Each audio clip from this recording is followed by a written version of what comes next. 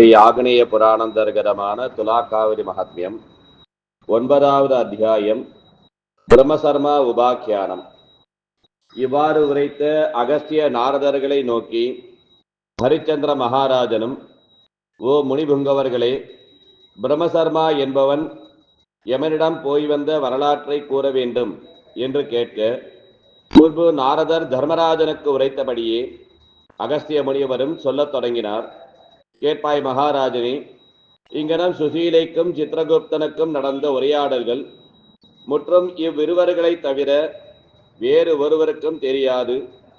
இப்படி இருக்க சுசீலையின் கணவன் அவளை நோக்கி, ஓ நாயகி, நான் கழனிக்கு போய் பார்க்க வேண்டும், சீக்கிரம் அன்னம் பரிமாறு என்று சொல்லவே, அவள் அங்கனம் செய்தவுடன் போஜனம் சீக்கிரம் சாப்பிட வேண்டும் என்ற எண்ணத்துடன் கவலமாய் வாயில் போட்டு விழுங்கவே, அதனால் நெஞ்சடைந்து இறந்தான் என்ற வியாஜ்யத்தினால் கவலையினால் சித்திரகுப்தனும் இதுதான் சமயம் என்று அவனது ஆவியை எடுத்துக்கொண்டு யமபுரியை நோக்கி செல்லுகையில் வழியில் அவன் கடன்காரர்களாகிய 2 சக்கிலியர்கள் வந்து வழிமறித்து, அடா கெடுவாய், நீ என்னிடத்தில் செருப்பை வாங்கி கொண்டு பணம் தருகின்றேன் என்று சொல்லி எங்களை ஏமாற்றிவிட்டாய் அல்லவா?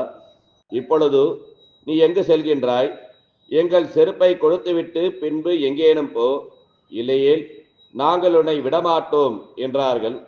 இதை கேட்ட சித்திரகுப்தன் அவர்களை நோக்கி, ஓ சக்கிலியர்களே, அச்செருப்பின் விலையை நான் கொடுக்கின்றேன், வந்தனனை விட்டுவிடுங்கள் என்று உரைக்க, அவர்கள் கூறலானார், ஐயா, முன் நாங்கள் இருவரும் வயிற்றுக்கு ஒன்றுமில்லாமல் பசியால் பீடிக்கப்பட்டு இவனிடத்தில் அதனை விற்றோம். அங்கனம் நாங்கள் பசியால் வருந்திய காலத்தில் இவன் எங்களை பணம் தராமல் கேட்டபோதெல்லாம் எங்களை திட்டினான். நாங்கள் தாழ்த்தப்பட்ட ஜாதியில் பிறந்தவர்கள் ஆகையாக இருந்ததினால் அவன் வீட்டிற்குள் போய் கேட்கக்கூடாதவர்களாயும் இருந்தோம். இப்பொழுது எங்களுக்கு பணம் வேண்டாம், அச்செருப்பின் அளவுக்கு சரியான தோலை கொடுத்தால் அல்லாது நாங்கள் இவனை விடமாட்டோம். மேலும் கோஹத்தி, பிராமணஹத்தி, ஸ்திரீஹத்தி முதலிய செய்தவர்கள் பிராயச்சித்தத்தினால் நற்கதி அடைவார்கள். கடன் பட்டவனுக்கோ யாதொரு பிராயச்சித்தமும் கிடையாது. அப்படி வாங்கின கடனை கொடாமல் இருப்பவனுக்கு அநேக கல்பகாரம் வரையிலும் நரகமே அல்லாது வேறில்லை என்று சொல்லி கோபத்துடன் அவ்வந்தனனை நைய புடைக்க ஆரம்பித்தார்கள். அத்தருணத்தில் திடீரென்று 2 வாலிபர்கள் பிரம்மச்சாரிகளாய் தோன்றி அங்கு வழக்கிட்டு கொண்டிருந்த சக்கிலியர்கள் இருவரையும் நோக்கி உரைப்பாராயினார். ஓ சக்கிலிகளே, முன்பு எமக்கு பரோபகாரம் செய்த இந்த மகானுபாவனை ஏன் இங்கனம் வதைக்கின்றீர்கள்? அவன் உங்களுக்கு என்ன கொடுக்க வேண்டுமோ அதனை உரைத்தால் நாமும் அதனை தடையின்றி இப்பொழுதே அளிக்கின்றோம் என்று கூற, அச்சக்கிலியர்களும் அவ்விரண்டு பிரம்மச்சாரிகளை நோக்கி, ஐயமாரே, இவ்வந்தனன் என்னிடத்தில் செருப்பை வாங்கி கொண்டு அதன் விலையை கொடுக்காமல் இருக்கின்றான்.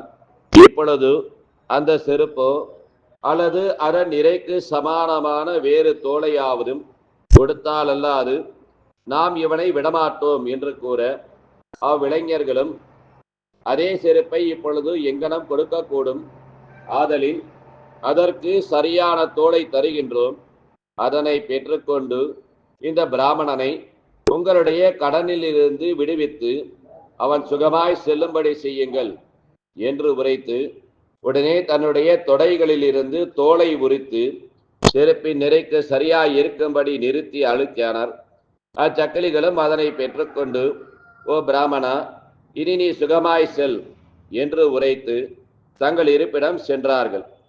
பின்னர் பிரம்மசர்மாவும் தன்முள் மிரமற்று களிப்படைந்து அப்பிரம்மச்சாரிகளை நோக்கி, ஓ புண்ணிய புருஷர்களே, நீங்கள் யாவர் எங்கிருந்து இங்கு வந்தீர்கள்?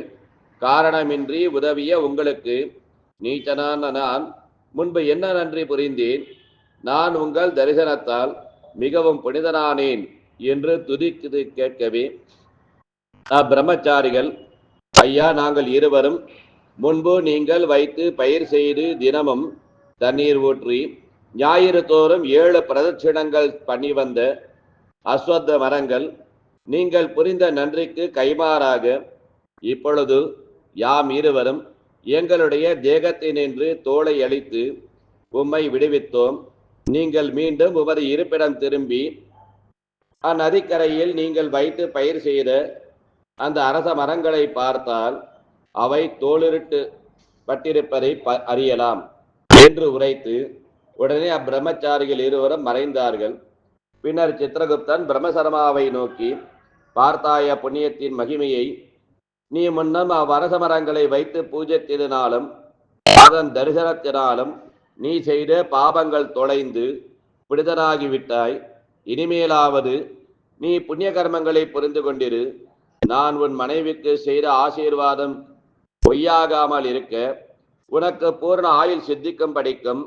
யமதர்மராஜன் உன் மீது கொண்டிருக்கின்ற கோபம் தணிந்து அவர் உன்னிடத்தில் பிரியம் ஏற்படும்படியான எமனது ஸ்தோத்திரத்தை நான் உபதேசிக்கின்றேன்.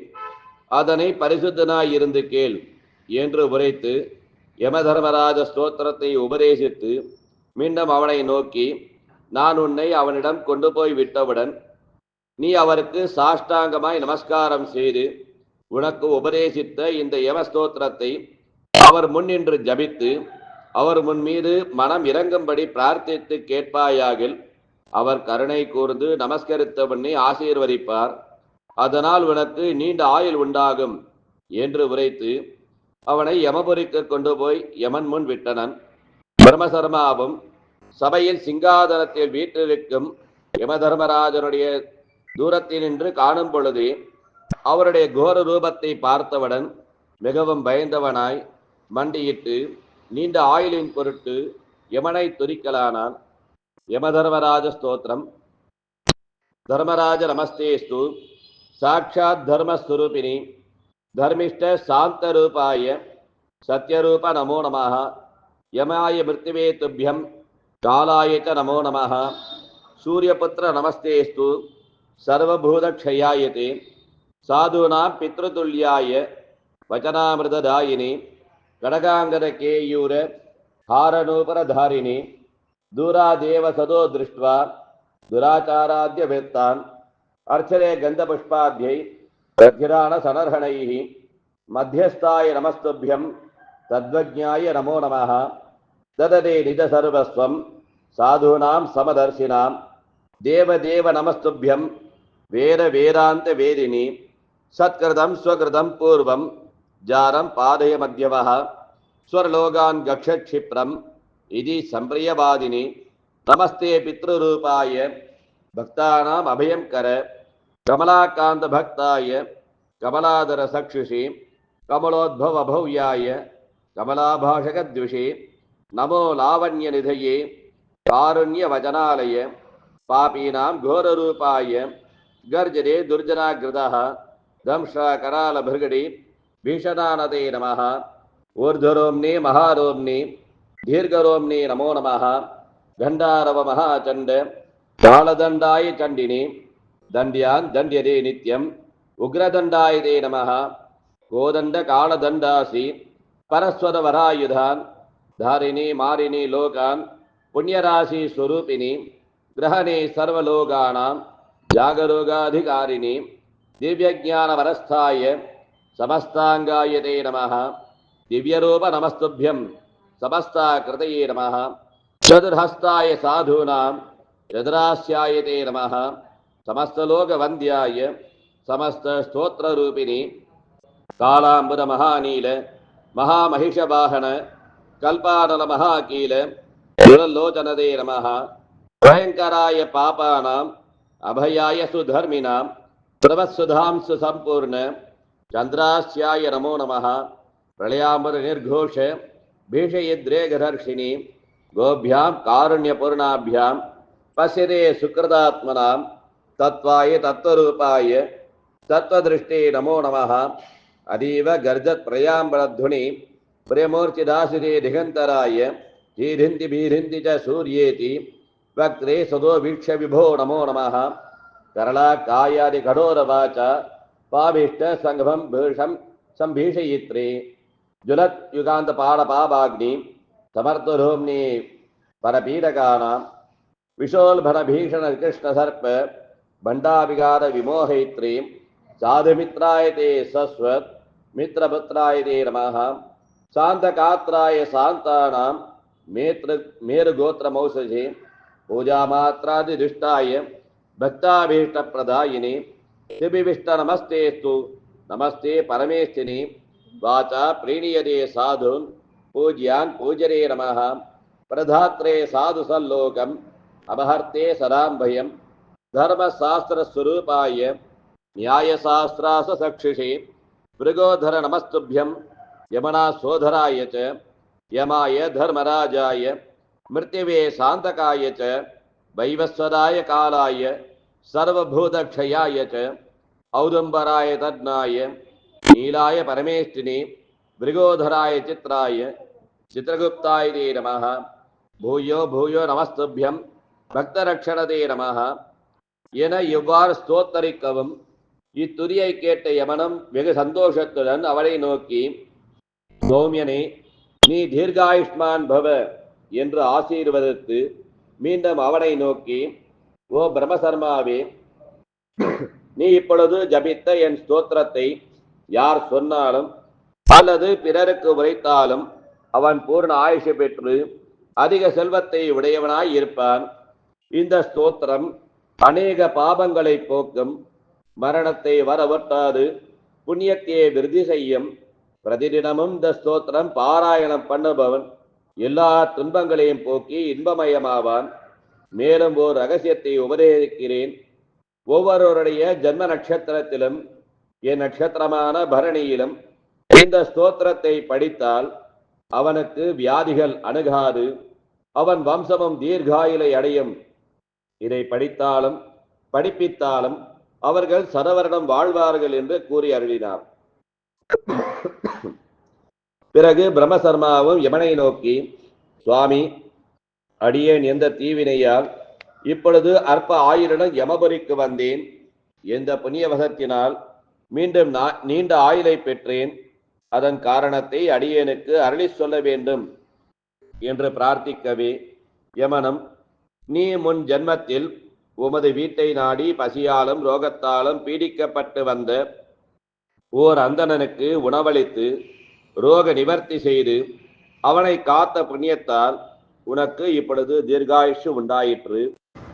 பிறர் உணவு உண்ணக்கூடாததையும் உண்ணுதல் முதலிய செய்தமையால் நீ அற்ப ஆயுளை உடையவனாயினாய். ஆதிலும் இனி எப்பொழுதும் தர்மமே நிச்சயம் என்று இருக்க கடவை. தர்மம் கர்மத்தை நீக்கும். முன்பு நல மகாராஜன் இந்த ஸ்தோத்திரத்தால் நம்மை துரித்து திருலோகங்களையும் ஜெயித்து பூர்ண ஆயுளை பெற்றான். தவிர பாவிகள் பாபகதியை அடைவார்கள், சாதுக்கள் நற்கதியை அடைவார்கள். இன்னும் சில விஷயங்களை விளக்குகின்றேன், அவற்றை கேட்பாயாக. 9 வயதுடைய பெண்ணை கௌரி எனல் வேண்டும். 9 வயதுடையவள் ரோகிணி என்பாள். 10 வயதுடையவள் கணிகையாவாள். அதற்கு மேற்பட்டவளை ரஜஸ்வலா என்பர். இவர்களுக்குள் கௌரி என்பவளை தானம் செய்யும் நாகலோகத்தையும், ரோகிணியை தானம் செய்யும் வைகுந்தத்தையும், கன்னிகையை தானம் செய்யும் பிரம்மலோகத்தையும், ரஜஸ்வலை தானம் செய்யும் ரௌரவத்தையும் அடைவான். தவிர ஸ்ரீ ஹரியன் ஆராதனைக்காக குங்கிலியம் என்னும் சாம்பிராணியும் நெய்யும் அரிசியும் தருபவன், வைஸ்வதேவம் செய்பவனுக்கு அரிசியை தானம் தருபவன் சொர்க்கமடைவான். துலா மாதம், கார்த்திகை மாதம், மாக, வைகாசி மாதம் ஆகிய மாதங்களில் காவேரி ஸ்நானம் செய்பவரும், புண்ணிய புராணங்களில் ஆசக்தி உடையவர்களும், ஞான சாஸ்திர உபதேசம் செய்கின்றவரை வஸ்திர புஷ்ப அக்ஷதைகளால் பூஜிப்பவரும், விஷ்ணு பூஜைக்காக தூப தீப கலயங்களை கொடுப்பவரும் தேவலோக வாசம் பெறுவார்கள். ஓ பிரம்மசர்மாவே, இனி பாவங்களின் தன்மையை எடுத்து சொல்கிறேன். பாவிகள் சிரித்து கொண்டே செய்கின்ற ஒவ்வொரு காரியமும் சொர்க்கத்தில் அழுது கொண்டே அனுபவிக்க நேரும். அதிகாலையில் ஸ்நானம் செய்யாமல் பகவானுக்கு ஆராதனை செய்யாத அன்னத்தை புசிப்பவர்களும், நாஸ்திகரும், புராண நம்பிக்கை அற்றவரும், பல பிரயோஜனத்தை கெடுப்பவரும், மணி, தூபம், தீபம், துளசி முதலியவை இல்லாது பூஜிப்பவரும், ஆவணக்கு, எருக்கு, முறுக்கு போன்ற இவ்விலைகளில் துளசீதளத்தை புஷ்பத்தை கொண்டு வருபவரும், காமத்தினால் பீடிக்கப்பட்டு புணரக்கூடாத தினத்தில் ஸ்ரீ சங்கமம் செய்பவரும் ஔபாசன அக்னிஹோத்திரம் வைஷதேவம் புரியாது உண்பவர்களும் ஸ்திரீகளுடனும் குழந்தைகளுடனும் உடன் இருந்து உண்போரும் கொடிய நரகங்களை அனுபவிப்பார்கள். ஆதலால் எது செய்யினும் சாஸ்திர விசாரணையுடன் செய்ய வேண்டும்.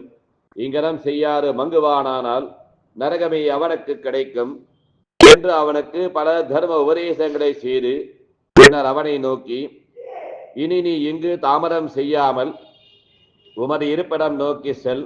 உன் பிரிவினையால் வருத்தமற்று இருக்கும் நின் மனைவி சுசீரியை சந்தோஷப்படுத்து என்று சொல்லவே பிரம்மசரமாவும் அதிக சந்தோஷத்துடன் யமதர்மராஜனை நமஸ்கரித்து தன்னிடம் சேர்ந்து தன் சரீரத்தில் பிரவேசித்து தூங்கி எழுந்திருப்பவன் போல் எழுந்திருந்தான்.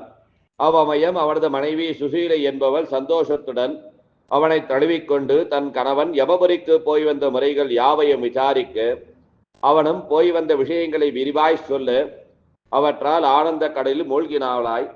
முன்னிலும் மும்மடங்கு அதிகமாய் காவேரி ஸ்நானம் செய்தும் அஸ்வத்த மரத்தை தரிசனம் செய்தும் முதலிய பற்பல நற்கிரியைகளை புரிந்து கணவனுக்கு பணிவிடை செய்து கொண்டிருந்து நல்ல லக்னத்திலே காலதர்மத்தை அடைந்து தீவிய விமானத்தில் ஏறிக்கொண்டு பிரம்மலோகம் சென்றாள். ஆகையால் இந்த சுசீலையினது சரிதத்தை பக்தியுடன் படிப்பவரும் கேட்பவரும் நீடூடி காலம் வாழ்ந்து நல்லுலகம் அடைவர். ஆக்னேய புராணத்தில் துலா காவிரி மகத்துவத்தில் 9வது அத்தியாயம் நிறைவேறிற்று. ஹரிவோம் தஸ்ஸத்.